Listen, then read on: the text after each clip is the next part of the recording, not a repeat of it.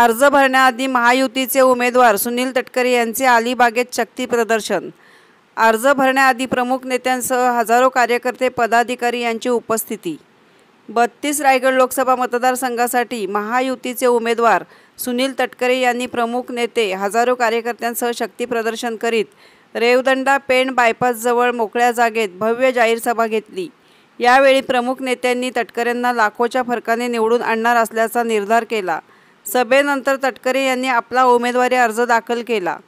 यावेळी हसन मुश्रीफ, योगेश कदम, भरत गोगावले, उदय सामंत, रवी शेठ पाटील, महेंद्र दळवी, धैर्यशील पाटील, विनय नातू, नितीन सरदेसाई आदींसह महायुतीचे असंख्य कार्यकर्ते उपस्थित होते। महायुतीचा उमेदवार म्हणून 18व्या लोकसभेसाठी आज मी त्या ठिकाणी अर्ज दाखल केला। मला खूप मनापासूनचा आनंद आहे।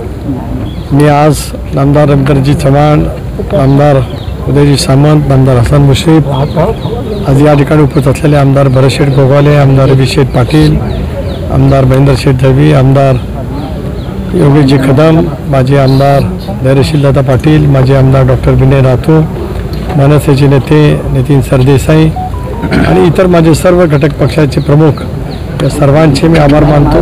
उत्स्फूर्त असा प्रतिसाद महायुतीच्या सर्वच कार्यकर्त्यांनी गुहागर ते अलिबागपर्यंतच्या कार्यकर्त्यांनी जो अभूतपूर्व त्या ठिकाणी दर्शवला, ते मला असं वाटतं की निकालाच्या संदर्भात आपल्याला त्या संदर्भात जाणीव झाली।